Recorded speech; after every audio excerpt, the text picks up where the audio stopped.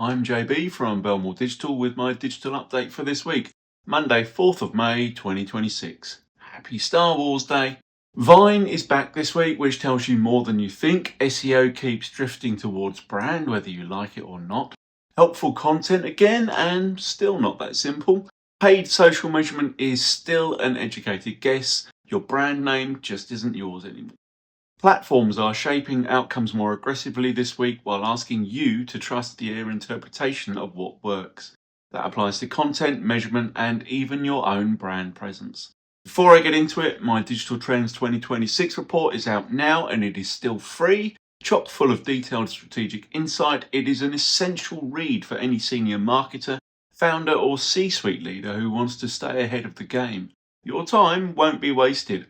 Grab your free copy, the link is in the description.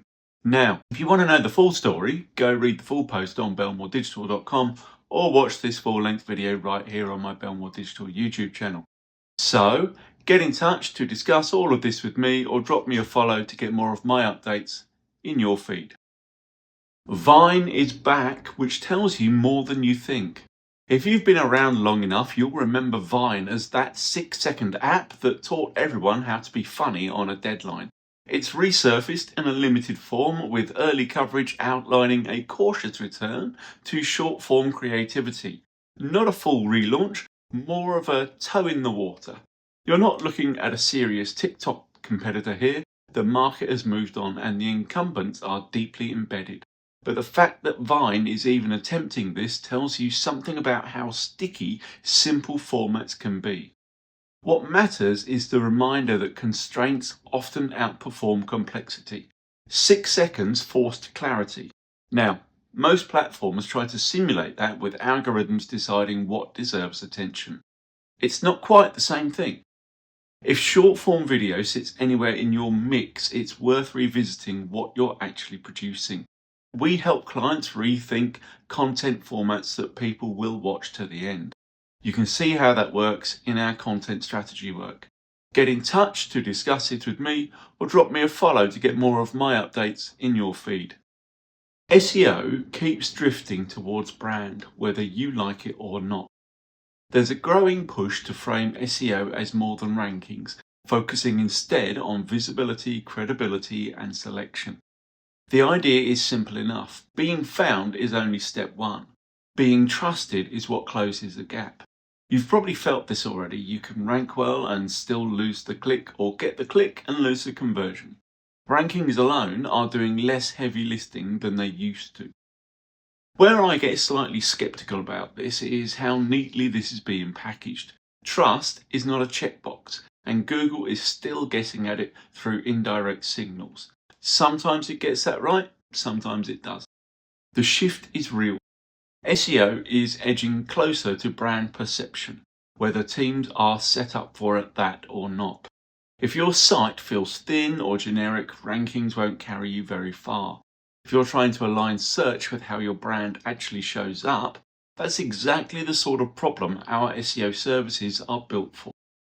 Get in touch to discuss this with me or drop me a follow to get more of my updates in your feed. Helpful content again, and still not that simple. Google is still repeating the same message. Content should be useful, written for people, and not just there to rank. Which sounds obvious until you look at what still performs. If you've been producing genuinely useful content and not seeing results, you are not imagining things.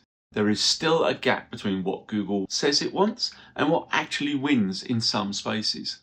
The phrase helpful is doing a lot of work here. It's part guideline, part aspiration, part way of discouraging the worst excesses of scaled content. It doesn't always translate cleanly into rankings. So where does that leave you? Focus on answering real questions in a way that stands up against competitors, not just guidelines. It's less exciting than most frameworks, but it tends to hold up better over time. We work with teams to refine content that performs in search and makes sense to actual users. That sits within our content and SEO work if you want a second set of eyes. Get in touch to discuss this with me or drop me a follow to get more of my updates in your feed. Paid social measurement is still an educated guess. There's a detailed look this week at how difficult it remains to measure paid social impact properly. Attribution is fragmented, platform reporting leans optimistic, and clean answers are hard to come by. You've likely seen this in your own reporting. Platform numbers rarely match up cleanly with what you see in analytics or revenue. The temptation is to pick the version that looks the best and move on. That's where it starts to drift.